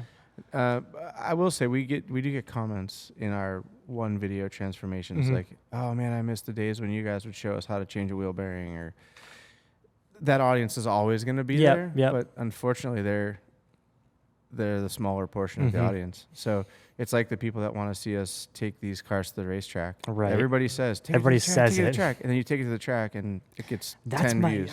I will never get. I remember when we first started, the biggest thing that people would say to us all the time when we were first starting out is, you guys don't even drive these cars at the track. You guys don't even race these cars. Yeah. And we make the content, but no one wants to watch. It always blows my mind. You make that video and then it just falls on its face. And you're like, well, not doing that again. Which is fine because I've actually really grown to love racing and going to the track. And not feeling like you have to make a video. Exactly. I've just grown to really, really love it. And it's something that I do every month now, essentially. It's your alone time. Yeah, really. And it gives me a different appreciation for a car. But yes, things are definitely different now than they were back in the day for sure. Yeah. Well, now that you have the R34 at your home shop, obviously your bevy of Skylines, you've got the NSX, you've got a few newer Hondas, or have you gotten rid of did you get rid of the FK? Yeah, so we gave away the FK. You gave it away. Yep, okay. Yep. But you now have the FL5. FL5, which is a car that I want to experience. Awesome car, dude. It's so the FK always was kind of a ugly duckling to me, but now it's grown on me. So now I'm looking at it going, oh, that thing looks sick. Yeah. But the FL hit me straight out of the gate. Dude, I feel like that is Honda's modern version of its EK9 Type R. I feel like it's I love to hear that. It's a timeless version of the Civic Type R. Yeah. No matter if you're a car guy or if you're not a car guy, the FL5 has a sleek, mature, aggressive look to it, whereas the FK8 was kind of like, you kind of got to be a car guy to want that car. It's very outlandish styling, right? from Honda at that point. Right. You know, for me, Civics died with the EK9. Okay. Or the EM1. Sure. Yeah. To me, that was like the last great Civic. I think they've found it again. Yeah. 100%. They lost their way for 20 years. 100%. The FL5 is the best one of, if not the best one of the. Let me re-say that. One of the best, if not the best, modern cars that you can buy right now. Really? That is, it's insane. What other car can you go to? Let's say Button Willow, for example. Get 35 miles per gallon driving there, carry 4 wheels, a jack, and some tools in the trunk. Can you do that? You can. Go there, run a sub-2 time, which is a very good time to run in a stock car. Yep. Load everything back up, and head back home 35 miles per gallon. Have you actually done that? Absolutely. All the time. It is the best daily car, and be completely comfortable, completely content in AC there. on, Apple CarPlay. You're chilling in these beautiful, nice, comfortable red, like almost bucket-like OEM seats. You know, it is that and the GR86, the 2 best modern cars you can buy. GR86, really? Yep. What's faster? Civics. Yeah, FL5, 100%. Turbocharged. I mean, depending on who's driving at the track, the GR86 could be a faster car. Really? Even though it's more horsepower, more nimble. Horsepower, it's FL5 is faster, but the GR86 is just a really, really incredibly handling car. Suspension-wise, it's very sorted. Exactly. I mean, you can whip those things. Man, didn't know that. Mm-hmm. Fantastic car. I actually like the styling of the current generation as well. GR86? Mm-hmm. Yeah, so good. And they just keep getting better and better. When are they going to add a turbo? I've heard some rumors. Oh, really? I've heard, not about the GR86, but the Supra. So, their Supra. This is just a rumor. Okay, this is a little, just throwing out some sauce, some spice. Some spice? We'll see what happens, just so you can clip this if it ends up working out, you know? Lay it on me, dog. What I've heard is the GR Corolla is development for what the new Supra is going to be. Wow. Not the GR Corolla, the car itself, the engine. You heard it here first. The 3-liter engine inside the car. That's insane. Is said to be part of development of what a new 6-cylinder is going to be for the next Supra. Wow. So that's Toyota intense. and BMW are splitting, and Toyota's going to make their own Supra and have their own. Which they should have done from the beginning. Which they had should have from the beginning. So it's said in the new Celica and whatever's coming out next for Toyota, all that's development, and the engines are getting ready to have their own new 6-cylinder. It's a very Japanese mindset from Toyota. So if that happens, remember I said it. It's here. Kaizen. That's what my sources from Japan have been telling me. Yeah, I would. I don't think it's probably very far from the truth. Mm-hmm. Maybe not 100%, but man, something's brewing. I can see that being the case. Yeah. I feel like the Mark V was a fantastic car, and I was never the guy that was online saying it's a BMW, it's a BMW, because at the end of the day it has Toyota badges on it. But the reality is it's a BMW. Yeah, I loved that car. It was a great car. That's always a car that I even still to this day I would love to own. That engine is fantastic. The car itself is fantastic. So much tunability. Just too much of an oddball for me. It has some styling cues that I wasn't. I loved it. I just never had that. The hood always was weird to me. Like the whole fender hood thing is just crazy. I don't know. I still a car that I would love to own. I just never had that. There's never that opportunity, that window of like, oh, I'd rather do a Supra than this. This is the one, yeah. I don't know. I'd rather hop else. in a fucking 85, 86, I don't know. That's what I love about you, Dustin. I just love shitty old cars, and the occasional new one I'll hop into and try out. Yeah. Although those never seem to last. What, the new ones? I have a garage of a lot of old cars. And I feel like the reason for that being is just the visceral feel you can get from driving an old car versus a new one. The only one that has stayed this long, the FL5. Really? Yeah. So it's the longest tenure new car? That is the longest new car I've owned. Do you still have the old Bro van? I still have the Bro van. Of course. Sorry, I don't know why that just popped into my head. Everybody loves that car, dude. Yeah, I still have the Bro van. It's you brought that out from Mississippi, right? I did. Yep, that was my commuter car after my WRX got hit. So that's That's your low key. Just the bro van. The bro van, man. Yes. I remember when your WRX got hit in the street of Oceanside. Parked on the side of the road, just somebody drunk driver. Probably just. Yep. Remember seeing it and almost going into tears. I imagine me at 3 a.m. getting the call like, "Hey, we're the Oceanside PD. You need to come out." And did that happen? Yeah. Oh, so somebody called the police. They called my number when they heard the crash. Yep. Oh boy, that was a weird time too. I bet, man. So, as far as future projects go, is the NSX kind of that you're in the midst of that at the moment? That's what I'm in the midst of. Do you know what's next? Are you that guy that plans way out ahead? Sometimes yes, sometimes I am, but currently we're just taking things pace by pace. It's a big one. It is, yeah, it is. The NSX is huge, and that's going to be what's heading out to SEMA with us this year, which I'm super stoked for. Can you say where it's going to be? Yeah, we'll be with McGuire's. Nice. Yeah, of course. We're super excited for that. Dang. So you guys are going to have the shiny paint this year. Yep. The shiny undercarriage. It's going to be engine It's going to be epic. It's going to be an awesome one. So, honestly, I kind of want to do something a little different. We've done so many cars this year, and I mean the past 10 years, right? Yeah. We've done so many cars. I kind of want to step into something a little bit different and maybe getting some adventure stuff. Okay. So we'll see. I have no idea what's coming next. I'm kind of taking it day by day, and I think that's one of the things that kind of keeps me on my toes and gets me excited for what's to come. Is I don't know. So you guys have done, obviously your tow vehicle is kind of an adventure vehicle. Yeah, exactly. You take it surfing and camping my truck, and stuff. Yeah.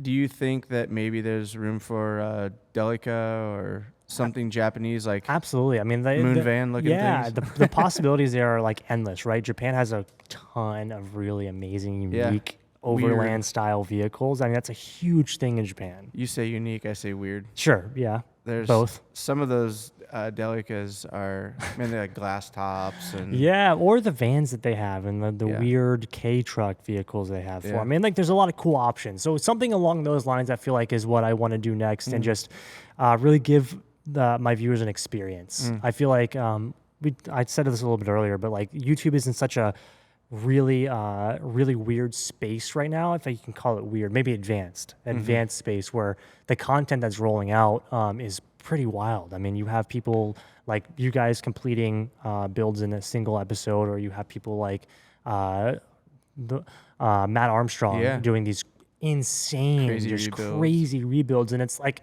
the viewers, I almost feel like, kind of get this. What's the word for it? They kind of are jaded maybe a little bit when they watch a normal build. And granted, some of them are like, oh, finally, something that we can relate to. Yeah, it's like, but the grander, broader audience is really looking for something that they can't achieve, right? Yeah. They can't get every single day. So it's kind of hard right now for smaller YouTubers, smaller channels to kind of get into this crazy big space. Would you say it's hard to be a YouTube content creator in the automotive space right now? Absolutely. I think it's just trying really to find difficult. the niche. Finding your niche, finding your audience, finding your community. I think, and that's what I was kind of getting to, is building that community up more and giving experiences, right? Like taking your viewers along with you for these adventures that you may go on. I feel like that offers a different aspect than maybe somebody wrenching in a garage completing this crazy build, right? And that's one of the things that, TJ and I touched on this in the first podcast, and you as well, because you guys are individual content creators with your own individual channels that are your name. You guys have a special angle with your audience that you can lean into. Right. Because your audience is there because they like you as a person, what you're up to every day, and those sorts of things.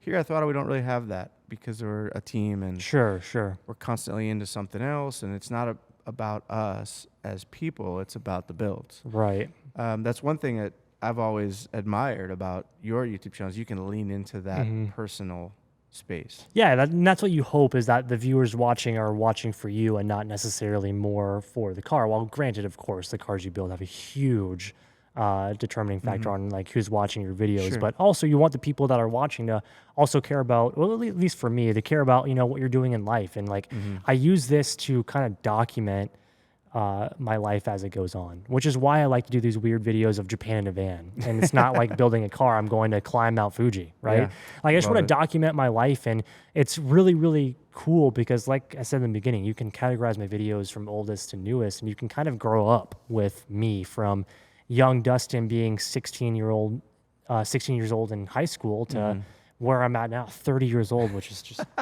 Dude, you're 30? Bro, you're old. Like you, Mickey. Like you when we first met, man.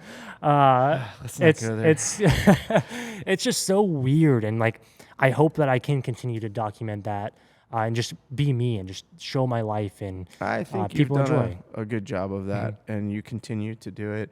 You continue to bring really cool and compelling cars to the channel, which... that expands your audience in and of itself. For sure. An 8.6 versus NSX versus a Porsche versus a FL5. These are all different. Right. I mean, I enjoy all of those things, but I think you really get granular with right. when you do get a wide array of vehicles. Like I said, I just love cars, man. I love getting excited. I love getting to experience something new, right? Everyone offers a different experience. Can you fit all of your project cars under one roof? I can, yes. My shop, thankfully. We just offloaded a few of them, so like we don't have the Twizy anymore. We don't have the wrecked Porsche that we rebuilt. The M2 is gone. Oh, really? Yeah. Wow, I'm surprised you got rid of the M2. Yeah, I remember me too. seeing you at the track in that, and you were like, this is the best car ever. It is. But you got to make sacrifices for your business, right? To, in order for me to afford an NSX, you got to offload something that doesn't make as much sense, right? So yeah, I mean, you can only have so many cars and that's sitting the around, hardest too. thing, especially for the viewers that might not understand how much of a business it is. Like they watch these videos and love this car, and it's hard for them to understand that we have to let these go in order to progress to the next thing, right? And if I kept every car that I owned, I'd have to have 15 shops. Well, that's the thing. You have to break it down to how many dollars does this cost me a month to store in this building? Does this building cost me X amount per month? I've got 10 cars in it. That's $400 a month. And you to like sit here. Somebody told me something that gave me like a really good piece of advice and opened my eyes is you got to treat your cars like employees. If they're not adding and they're not working for you, then it's time to move on to the next one. Man, that's so, and it's really a great how way to it's think about really it, how, especially for Tim and I, we're such a small team. We do everything on our own, and we don't really have the wiggle room to keep sitting dust, right? So, if it's not if it's not working for us and we're not doing anything with it, it's on to the next, with the exception for the ones that I think I'll always have for my entire life. Well, you have to have your collection. That's the difference between you and I, is that like for me, I have my own personal cars that are off site, and so they're separate from Throttle's cars, and so I can kind of have those over there and enjoy those when I want. But for you, it's all under one roof. And it's a business. It has to make sense. It has to make sense, especially with that's the biggest struggle for Tim and I, is it's a two-man show. It is just us doing literally everything, and the biggest struggle is like, if we do want to expand, how do we do that? Right. Like you have to like be at a certain point to make more to in return get more, and how do you get there, right? So that's our biggest struggle, I think, is just having us there and making things work with us and trying to grow and expand from just a two-man team. Well, look, I'm jealous of the fact that you can just wake up in the morning and roll down the hill into your workshop. That was without a commute. One of the most stressful points in my life, but also getting the building built. But also one of the best things I could have ever done for myself and for the business. Owning a house is awesome, but owning a property that you can work out of at your house is even more awesome. Yeah, I can only imagine how rewarding that is for you. It was a huge risk as well. I put all my eggs in that basket to make sure that we could do that. I'm sure that building cost more than your GTR. Many times over. Yes. And so that was stressful, getting permitting from the city, making sure that we could even do this. Those of you in California know the pain. It was the most stressful point. And I was driving an hour plus to get to my shop. Here? Yeah. And then almost 2 hours back home because of the traffic. Yeah. So while getting built and having to figure out how to run this and keeping all my cars here, and if I needed to do an ad, I needed to do something, I'd have to drive an hour down to the shop and make sure that I could get it done here in San Diego. And it was very stressful. But in order to make it work, that's what I had to do. And it was just something that we had to figure out. And it was cool because I got to document that as well, which I did. Yeah. Showing the whole build. And now that it's there. She enjoyed watching that. Yeah, it was, now I get to reap all the rewards of having my shop at my house, having all the cars there. If I need to film something, an outro or an intro or an ad, like it's 13 seconds down my driveway. And so cool. It was a big hit and it was a big stress for the 2 years that we had. But at this point, like, my business runs so much more smoothly, just being all streamlined. Everything's there. I can get it all done. Man, I love it. I aspire to one day have a shop on a property that I own, and I can have a shop cat. And Dude, if I didn't have Tiana, I don't know how that would have worked out. As you said at the beginning, I am terrible with math. And if I was doing all that, dude, yeah, I'd be living in Oceanside at that 15 square foot. So 700 square feet. Shout out to Tiana for making sure that my head was on for that whole time. And there are so many times where people in the city told us that was not going to be possible. And I was like, end it, stop it. I won't spend any more money. Let's just go get a shop. And she was like, no, we're doing this. Dang. And yeah, she's thankful for her. Dude, oh my God. Lots of long, stressful days and nights. And that's the one thing that we didn't touch on when you were, making all your decisions, stuff like that, because she wasn't in the picture yet. I had no. Having a strong partner when you're going down these unknown paths is. Little did I know. You have to have it. Yeah, what I was getting myself into when I met Tiana.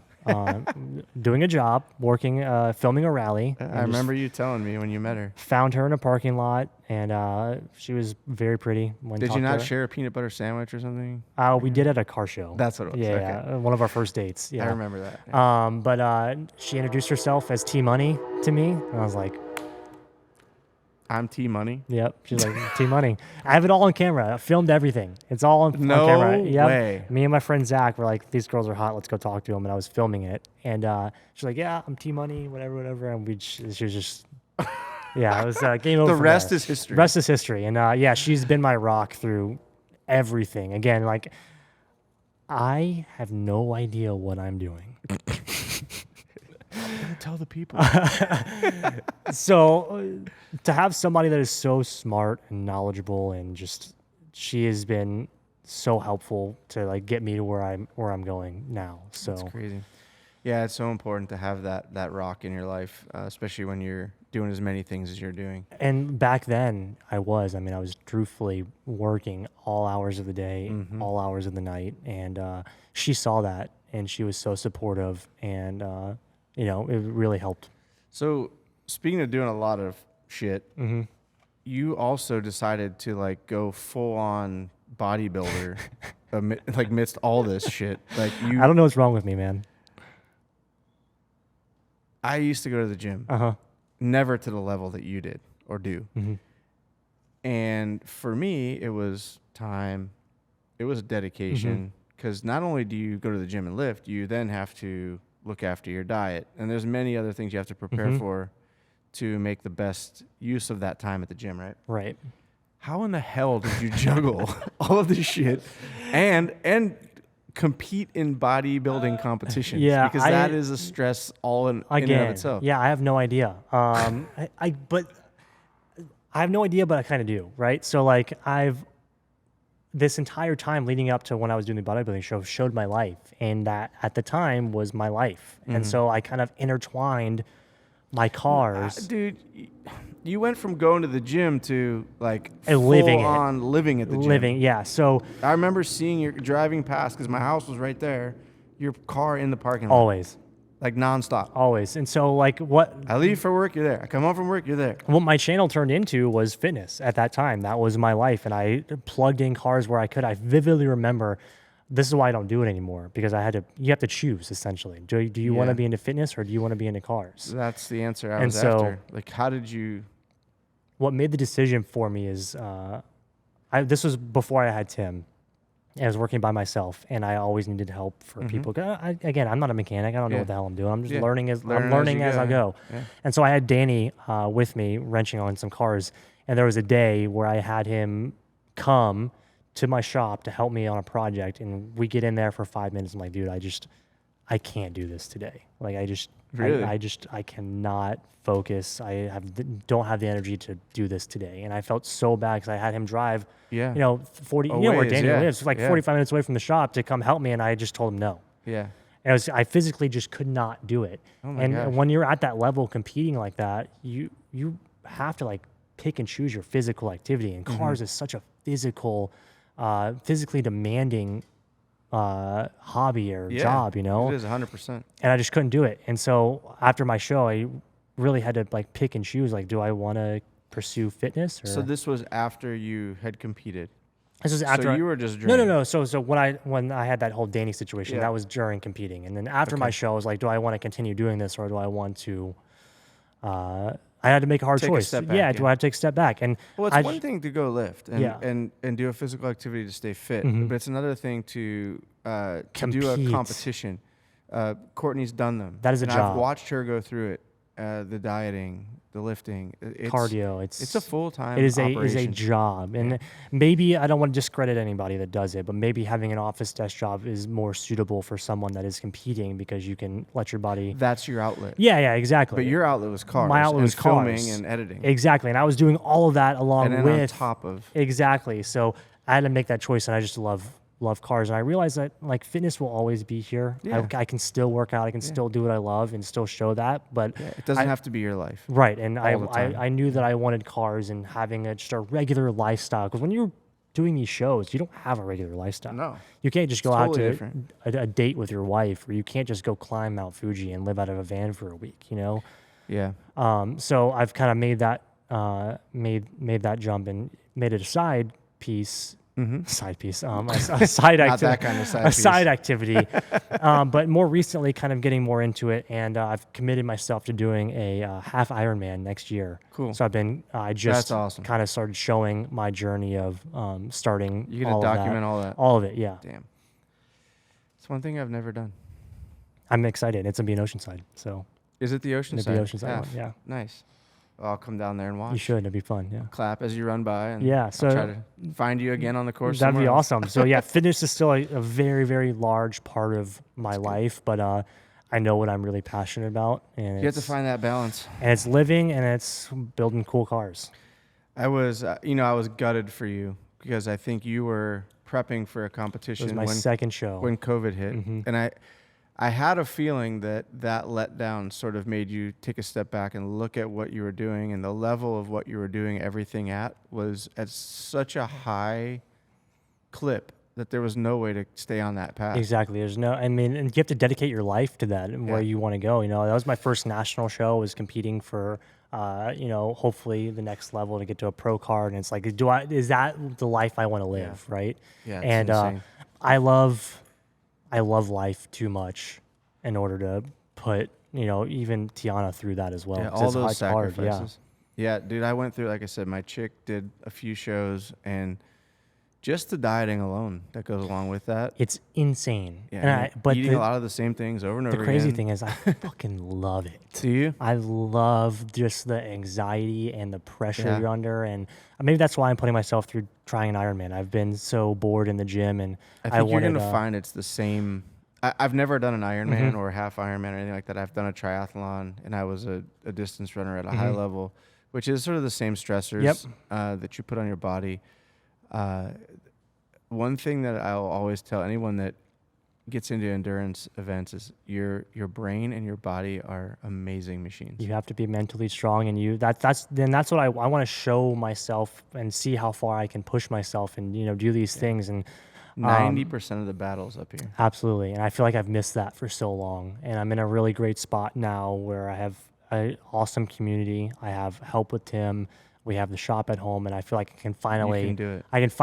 Like I've been doing all these amazing things, like hiking, and it's crazy that you're gonna be going to the gym to swim, swim, bike, and run. Yeah, and you gotta go out for a run, which you live in a great spot for that. You can just go for a run. I feel like I'm in a very, very great spot where cycling. It's all stuff I've already been doing, and it's like now let's put a routine to it, and let's put a plan to it, and let's do something cool. Let's do something awesome. So as far as training goes, as far as the running and cycling, obviously you have to go to a pool to swim, and you have a pool, but I don't think you can No, I It's had not big enough for a lap. super lucky. They just opened up a new gym right by me and it has an Olympic swimming pool in it. Perfect. So, I mean, But as far as the bike and the run go, will you do that on a physical bike and will you go run, or will you go to the gym and run on a treadmill and a physical bike, physical run. See, that's I think a lot of people don't ever put any thought to that, but for me, if I were to train for that, I would do the same. Yeah, you kind of have to. I mean, like it just puts you in that mode of like being out in the environment. And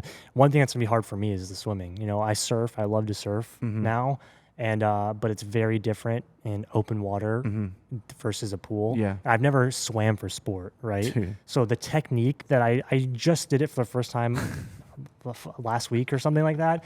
Like, it's just hard, man. Bro. Who tells you? No one tells you this, dude. And like, you're going for it, and it's like, oh my god, I got to do 1.2 miles of this. And I just did 100 meters. Yeah. This is the Dustin Williams podcast, but I'm going to tell you a story. Yeah. I signed up for a triathlon as a relay. Okay. So a triathlon is bike, swim, Yep. run, right? So, or swim, bike, run. Yep. So I sign up as the runner because I've been a runner my whole life. The two dudes that were supposed to swim and bike bailed the night before. Mind you, I paid like $300 to be in this triathlon as a runner. So I go down, and so my chick's doing the whole thing herself. So we go down the day before, and I go to the thing. I'm like, hey, I'd like to get my money back. My partner's bailed. They're like, yeah, we don't do that. Nope. You're not getting your money back. So you have two choices. You're either doing the triathlon or you're losing $300. So I pull my chick aside. I'm like, Courtney, what should I do? She's like, you'll be all right. Baby. Yeah, you got it. She like questioned my manhood, basically. So I'm like, all right. So we go, they always have the booth set up the night before and everything. So I go around, I get my goggles and my swim cap. And you're unprepared. Like totally unprepared. Like, listen, I'm a natural runner. I could get up and rip off probably a 6-minute mile right now. Yeah. But I don't swim. I hate swimming. And I could cycle, but because it's an extension of running, basically, endurance-wise. Yeah. This is an ocean swim. It's a half try, so it's not crazy. But I get in the water, and we're in the harbor in San Diego, and I'm treading water. I got my goggles on. They're fogging up. I got my thing on. And at this time, I had this massive beard. This is around the time when you came out. Oh, my God. So I have this massive beard and mustache, like the mustache where I could curl it back then. And I'm in the water. Just all in your mouth. Yeah, exactly. Everyone's like swimming out, and I'm a dummy. I'm like anxious, so I go out there early. And so I'm treading water at the start line, and all of a sudden I'm like, holy shit, people are still just getting in the water. And I'm treading. I'm almost drowning at the start line. You're using just all that energy. Yeah. I'm using all my energy. I should have waited. I should have been the last one in the water. Well, long story short, I was the last one out of the water for the triathlon. The gun goes off. Everybody starts swimming. I haven't swam since I was in college, which was very little. And I exit the water second to last out of hundreds of people. It was the worst experience of my life. I would take a stroke. I would turn my head sideways to grab air, and the water was accumulating in my beard and mustache, and it was the salt water just going into my mouth every time I get a drink or a breath of air. And by the time I get out of the water, I'm like, man, the hell with this. This is the worst experience of my entire life. Why did I do this? I can't even imagine, dude. That's my worst fear. Yeah. So I get out. I jog over to my bike. I actually like cycling. So I hop on my bike. I start chipping away, passing people. And I get off the bike, and I'm like, oh, I'm actually in pretty good shape. I'm like halfway through the field. I get off my bike, and at that point, I'm like, fuck it. Yeah. It's time to go. So thankfully, the run was last, and I'm fairly talented at running. What is it, like a 5K? It was a 5K. Yeah. And I ended up third in my division. And I think maybe it was third overall. That's actually insane. I trucked it in the run and killed it. And now I look back and I'm like, man, that was really cool, but I'm never doing that again. Yeah. It's like a once in a lifetime, like once experience, you know. It's called the San Diego Rock and Roll Triathlon. Yeah. I believe, and you know, really the reason to do I want to do the Ironman is just or the half Ironman is to prove to myself that I can do it. Like I said, dude, it's here, man. Like a lot of it is just getting prepared for it and getting your body able to do the distances. And I love that. I think that's what I yearn for, because my whole life I was into sports. I think from 9 years old is when I started football, and I played from 9 years old until I graduated high school at 18. Didn't know that. I knew you played football. I didn't know you played for that long. Yeah, my whole life, my whole, younger self life, and I've think that built this like grit inside me. Sure. That want for pain and that tolerance, I guess. And I just haven't had that, and that's where that comes from, I think. Yeah, I'm really curious to see how you enjoy the training, and then I like to be there. I'm gonna do a triathlon in December 14th. That's kind of that's your warm up. That's I'm doing all this training now to do that, and that's kind of like the benchmark, and then we'll go hard from there. I'll tell you, a half Ironman is no joke, dude. You're gonna have fun. It's gonna suck. I'm gonna love the suck, I hate to say it, but you're right. All right, dude. Well, I got a couple questions I want to ask you. These are just kind of fun. Okay. So you wake up tomorrow and you've got 10 million subs on your YouTube channel. Okay. What's your first move?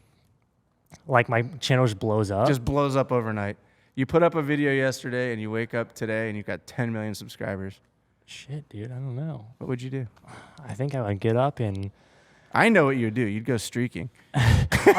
Number one, yes. I think as you're saying like as my personal self, like what would I do? Yeah. Oh shit, I'd go crazy, dude. I'd go nuts. Something must have worked. So I'll be like, holy shit, Obviously, with my boys, with everybody. That's the analytical mind in you that would be like, okay, what did I do that created this? 100%. Like, and I think I would really bask in it and be like, holy shit, like this is we're working and we're doing it. We're doing it right, So I really thought you were gonna say you'd buy a car.